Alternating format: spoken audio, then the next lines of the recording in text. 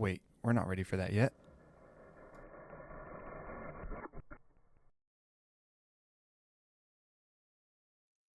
In compressed air launch systems, barrel length is a critical parameter that directly influences exit velocity. At 20 psi, increasing barrel length initially increases acceleration time, but due to frictional losses and pressure decay, eventually performance is decreased. This behavior makes barrel length an ideal variable for demonstrating system optimization. The purpose of this project is to design a compressed air Marshmallow launcher capable of safely testing a range of barrel lengths and to determine the barrel length that maximizes exit velocity at a fixed pressure. The target customers are students and lab instructors who require a repeatable projectile source for studying drag and system losses. The end usage involves performing controlled launches at 20 psi using interchangeable barrels, collecting exit velocity data with a 3 photodiode timing array, and analyzing the trend between barrel length and projectile speed. From these applications, the requirements include consistent solenoid valve actuation, stable pressure regulation, accurate timing measurements, and structurally safe operation under repeated use. The launcher must allow for easy barrel changeability to ensure alignment is maintained between tests. Constraints include the rated pressure of the solenoid valve and tank, the mechanical strength of the materials, friction between the projectile and the barrel walls, and the need to prevent accidental discharge.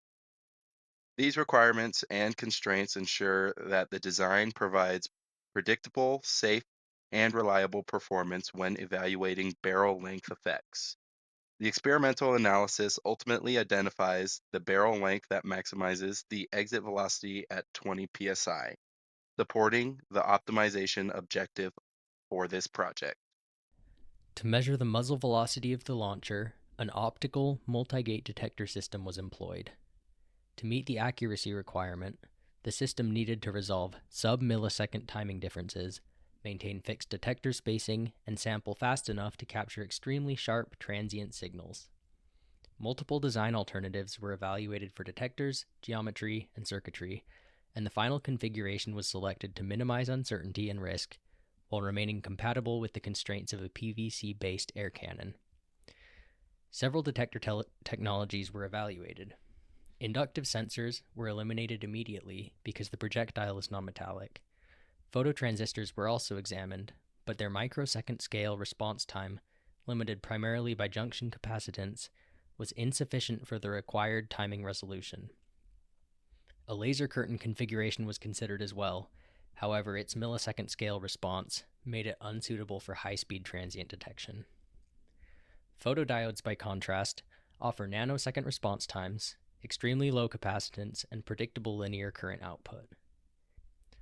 The projectile was assumed to behave as an opaque disk, interrupting the beam fully, enabling a direct comparison between photodiode rise time and the required transition time. After detector selection, the primary mechanical decision concerned detector geometry.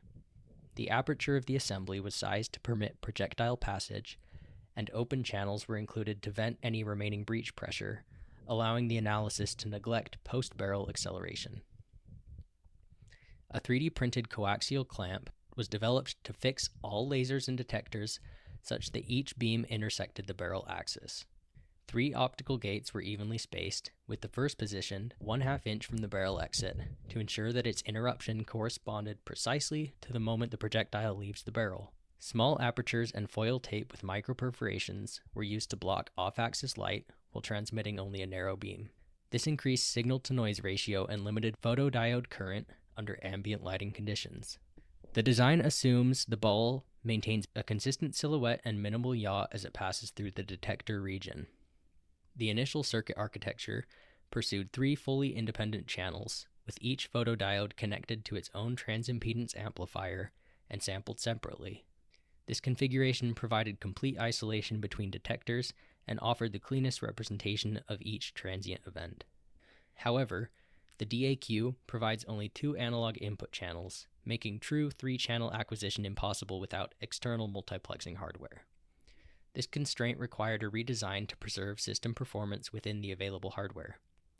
The outer photodiodes were combined in parallel and routed through a single transimpedance amplifier, while the center photodiode occupied the second channel.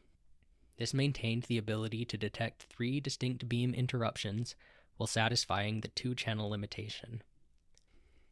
Projectile velocities of several hundred feet per second produce interruption events lasting tens of microseconds, necessitating an increase to 100 kHz sampling, which reduced the sampling interval to 10 microseconds. Amplifier gain was selected such that the drop in photodiode current produced output voltages exceeding the DC noise floor by 18,500 standard deviations, ensuring unmistakable detection independent of baseline drift. The parallel summed configuration introduced minor cross-channel coupling due to shared grounding, but this effect was negligible relative to the magnitude of the transient signals. It was assumed that amplifier settling time was significantly faster than the DAQ sampling interval, and that the DAQ bandwidth was sufficient for the observed transitions. Both assumptions are supported by manufacturer specifications and accompanying calculations. Collectively, these design choices yield a robust, low-uncertainty measurement system that satisfies the required velocity measurement performance while maintaining compatibility with the project's mechanical and electrical constraints. To test the muzzle velocity, first, a foam ball is loaded into the barrel.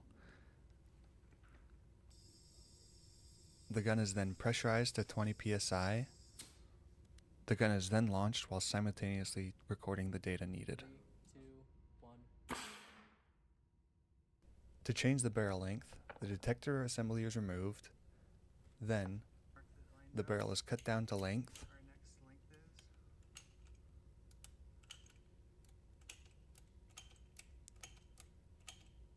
And finally, the detector assembly is reattached and tightened down.